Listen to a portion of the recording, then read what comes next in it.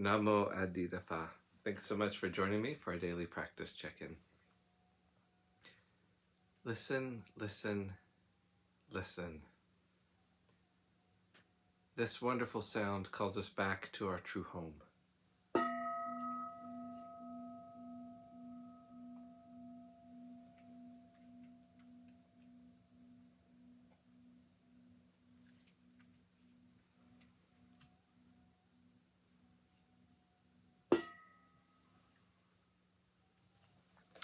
The first mindfulness training.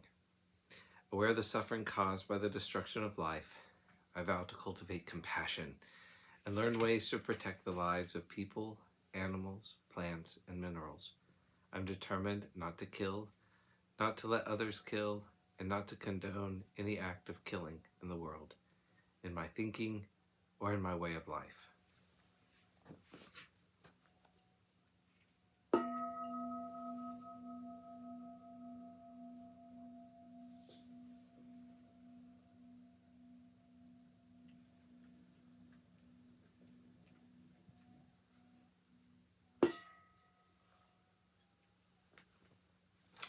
For our Dharma lesson, we've been reading More Than Mindfulness, Widening the Field of Practice by the Monastics of the Thai Forest Sangha, and we're continuing in a talk today by Ajahn Sumedho called Mindfulness and the 7 Factors of Enlightenment.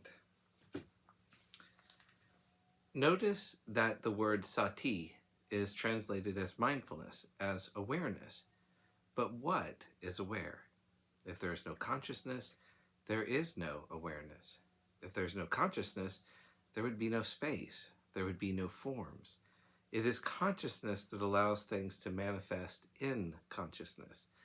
And then there are the forms that we have as human beings: seeing, hearing, smelling, tasting, touching, and thinking.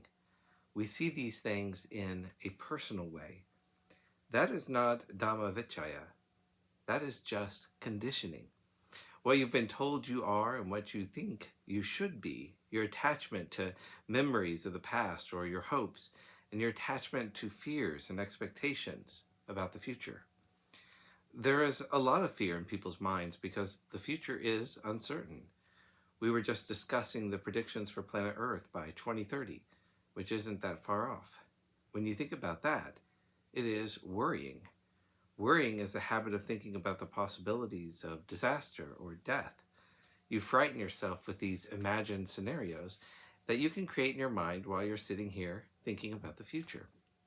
Or when we talk about the past, about memories of your childhood, about how you were brought up, about your relationship to your parents. That's all memory. Is that a person? With investigation, memory is a mental formation, sankhara. It comes and goes. It has no soul, no essence, no core, no heart. But we can live a life with regret, guilt, and resentment because of the memories that we tend to be obsessed with. We can live just dwelling on the memories of miserable things that we resent. But with investigation, we are aware that it is just memory. It is not a person. It is not any reality in itself. It is compared to a soap bubble or to foam on the sea that has nothing integral, no heart, no essence, no core to it.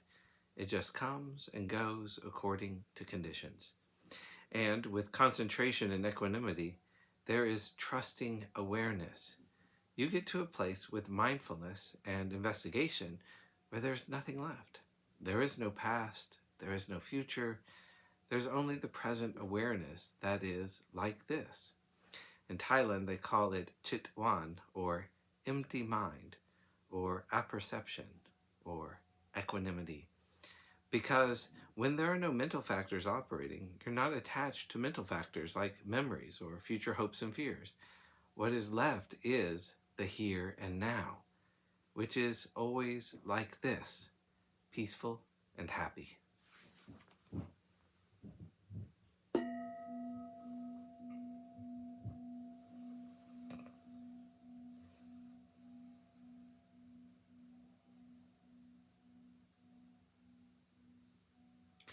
May all beings be well. May all beings be happy. May all beings be peaceful. Namo Adi Phat. Thanks so much for joining me today.